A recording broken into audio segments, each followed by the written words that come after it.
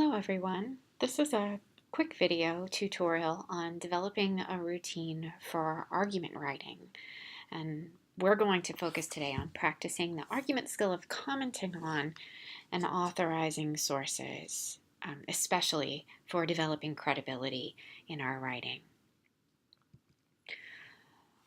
As we started to look at your UST analyses, we realized that one of the things that you wanted to focus on was having your students learn how to use sources, using sources to make meaning and to authorize those sources to create a sense of credibility in their writing.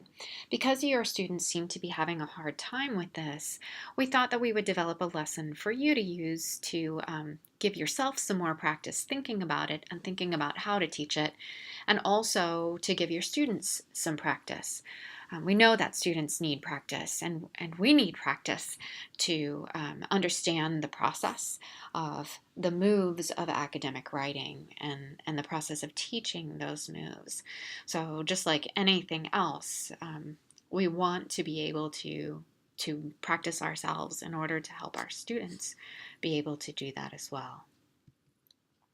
So this activity's goals then are to develop a lesson routine for reading articles that will prepare you to prepare your students to accurately identify the moves that the writer makes in an article, to develop a commentary about that article, specifically about the author and the author's use of sources, and then to make rhetorical decisions of how to refer to that source or whether to refer to that source in their own writing.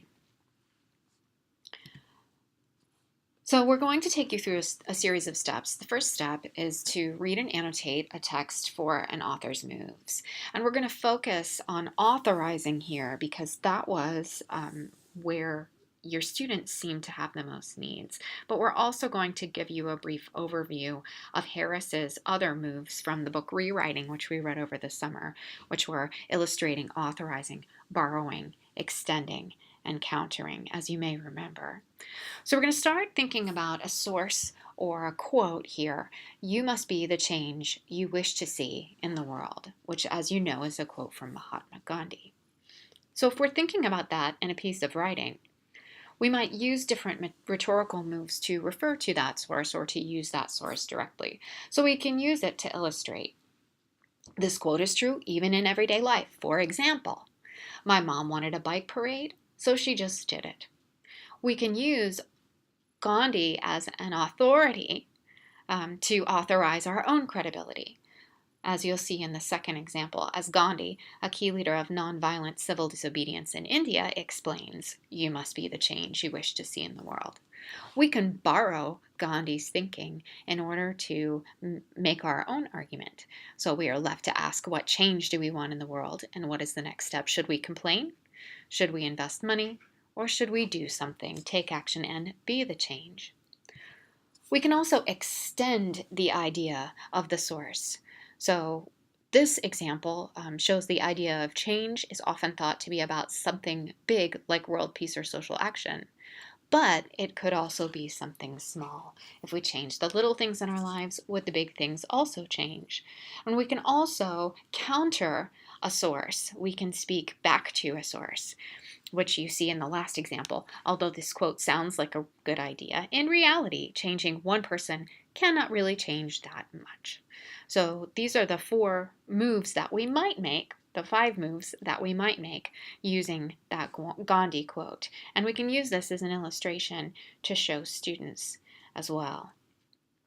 The other thing that we can think about is adding a layer with an activity where we focus on what a source says, what it means, and what it matters.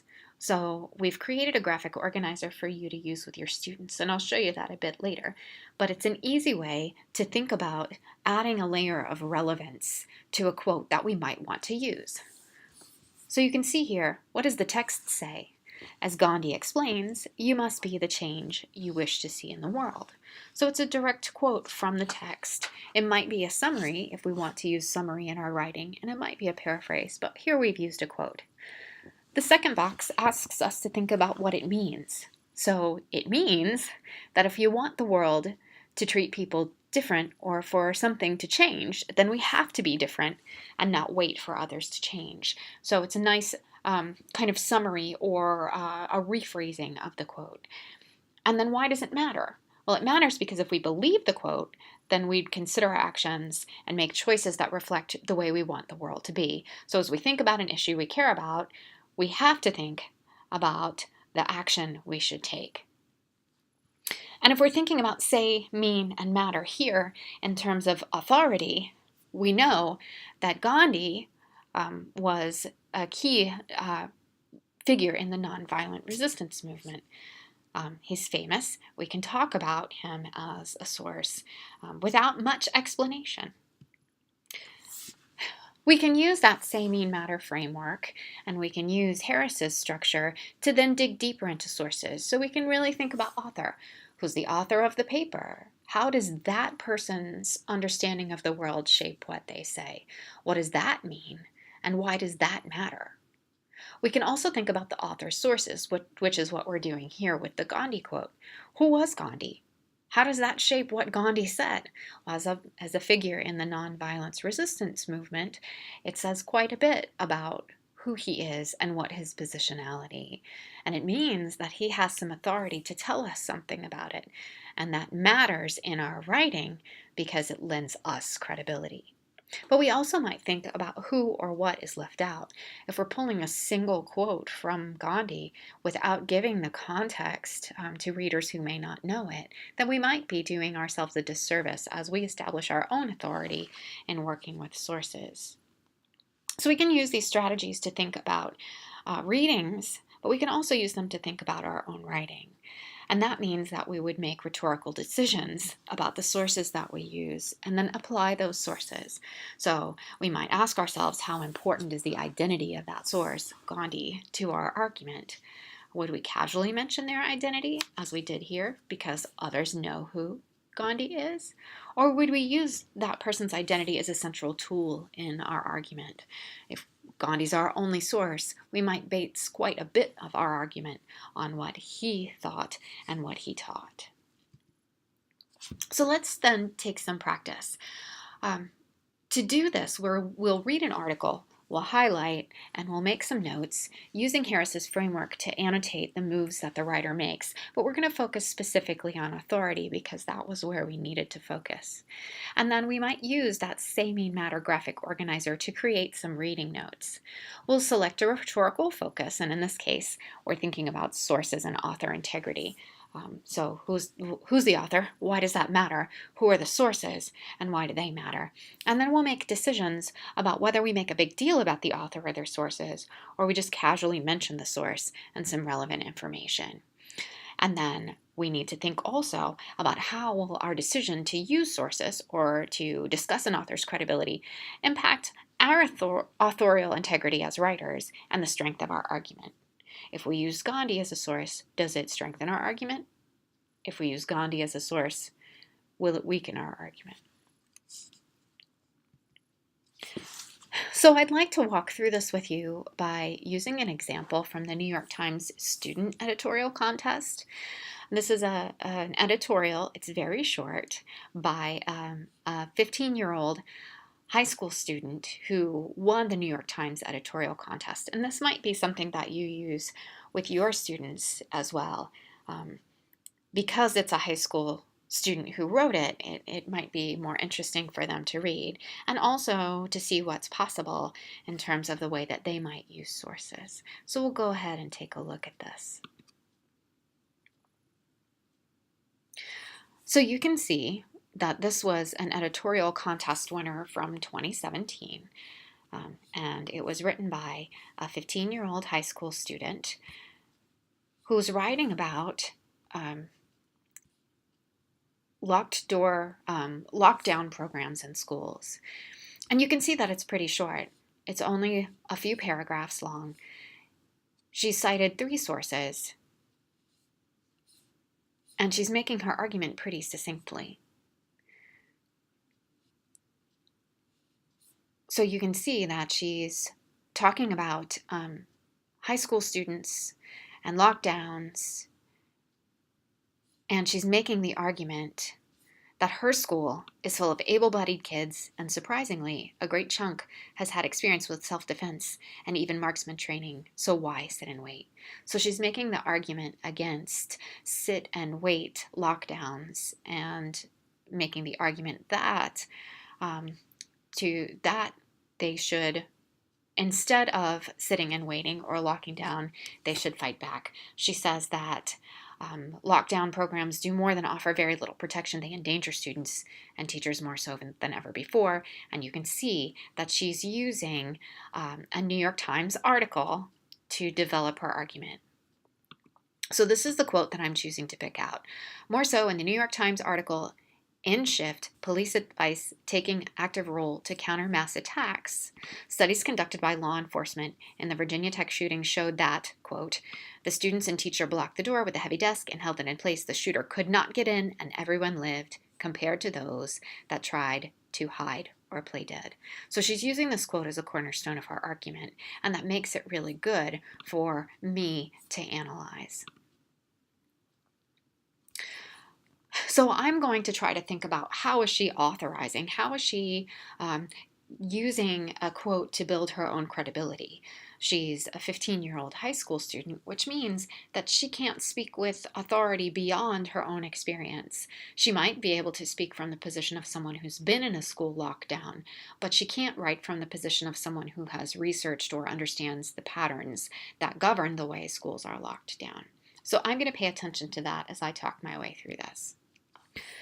I'm going to use the Say Mean Matter organizer to take a look at what she did. So there's that quote that I just read.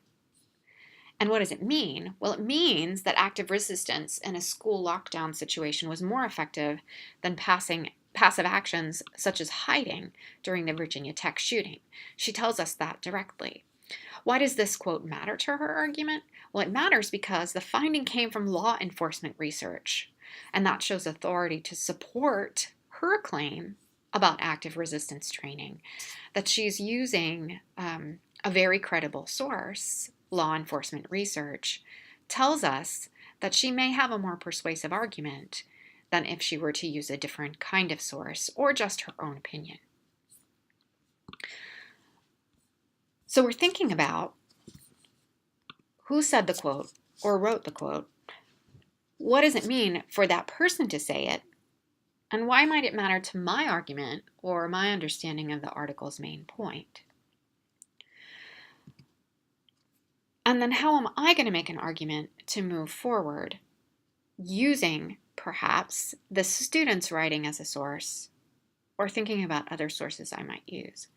So if I were going to use the student's writing as a source, it probably wouldn't be very helpful for me if I were making an argument about school lockdowns, unless I was really interested in writing about student opinions of them. So if I were a teacher writing about what students thought about school lockdowns, then this could be a very helpful source for me. And if I decided to use that source for that reason, then my authorial integrity and the strength of my argument might be improved because I'm using a voice of an actual student. But how should I say it? Well, one way to think about how to incorporate a source is to use those sentence templates that we talked about in the summer from They Say, I Say. And I've linked here to that handout that we shared with you in our Google Drive folder. So if I'm thinking about the student's credibility and my own argument, writing about this from a teacher perspective, thinking about what students think, then I might agree and disagree. So if I'm looking at agreeing and disagreeing, on page 66, I have the sentence frame that I might use. I'm of two minds about the student's writer's claim that fighting back is always better than passively resisting or hiding in a lockdown situation. On one hand, I agree that the evidence of the Virginia Tech shootings showed that fighting back protected people. On the other hand, I'm not sure if the student writer isn't oversimplifying the claim, that it might not be an either-or decision. So I can agree with her, I can understand what her sources say, and at the same time, I can think about whether her claim could be more complex. So what we'd like you to do is to think about how you might do this kind of an activity with your students, this kind of talk through of your understanding as a teacher and how that might help them by practicing, by seeing you practice and then practicing themselves. So what we would like to see you do is to choose an article of your own, to read the article, highlight it, and make some notes using Harris's framework to annotate the moves that writer makes. And we'd like you to think about an article that you might use with students to do this activity. So if you do it yourself first, then it'll better prepare you for the kinds of questions and decision making that they might have to have. In your reading notes, you can create some commentary using that say mean matter organizer, and I'll show you how to do that. So if you go to it, you can go to File and make a copy and save that copy in your own Google Drive. And then you have it to use for yourself and with your students. And you just click OK to do that.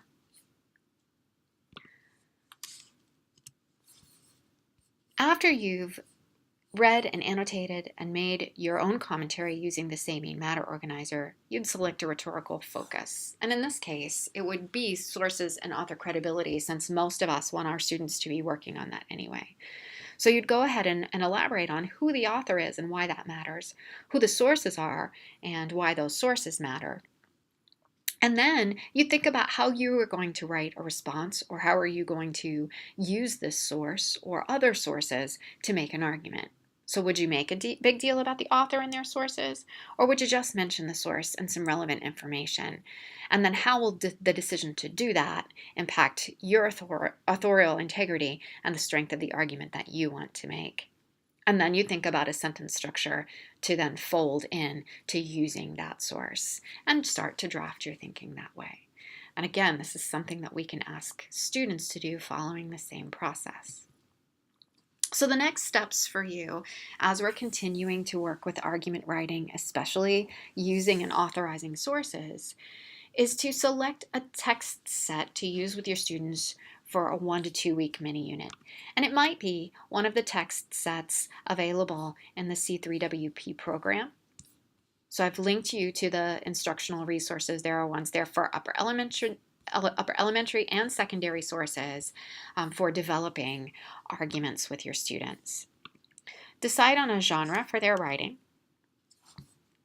And here, I've worked with the genre of editorials, but you certainly don't have to do that. You can use the routine outlined here to develop some lesson plans for a 1 to 2 week mini unit. And then for at least one lesson plan, write out a teacher talk script that you plan to use and post that detailed lesson, so the lesson plan plus the script, in Google Classroom. And we'd like you to do that by November 15th. And then we want you to read each other's work and respond with some feedback to 2 partners by November 20th. So just a note on teacher talk. Part of what we can do to really solidify and understand the work that we want to do is to be able to explain the meat and the purpose of the lesson that we want students to take away. So you might write words that explain the real purpose of the lesson, like I've tried to do here, the relevance of the lesson to the students' lives and work as writers, which I've tried to do here, the connection between the lesson and the assessment, which I've tried to do here, and then the process that you'll follow, which I've also tried to do for you here. So after you've done that, you've got feedback from a couple of partners on November 20th. You'll want to revise that mini unit and be ready to teach it to your students by December 1st. And remember that your students' writing should demonstrate the use of sources or analysis of credibility, because that was an area of need for our last UST analysis. So then you'll teach your unit and you'll collect the next student samples from the same students that you looked at before by January 30th. And then again, we'll score those student samples using the UST. And as you're continuing to look ahead, I've inserted a last slide with some resources. There's a whole section in the New York Times on student editorials that might be helpful for you, and I'll show you what that looks like. There's also an editorial contest that'll be held in 2018, and you might ask your students to do some reading and writing toward that. And two of the editorials on that page that might be particularly helpful to you were When Will This Class Be Helpful by Casey Stark and The Future Disintegration of American Democracy Through Athletics by Julianne Yu. So you might take a look at those. The other things that we've linked to are those C3WP instructional resources. And for this particular lesson, you might look at the Making the Case in an Op-Ed, or you might look at the Organizing Evidence mini unit. Those could be helpful to you in helping students authorize sources and claims. There's also a nice New York Times learning resources here that's divided into lots of different kinds of writing. There's a student review contest. There are English language arts lessons, a lot of which focus on argumentative writing. This might be very helpful for you.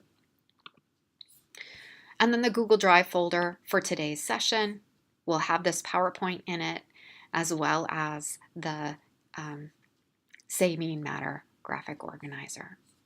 So please let us know if you have any questions. We're looking forward to seeing how your units develop, and we hope that this was helpful for you in thinking about ways to continue helping students develop their arguments with sources.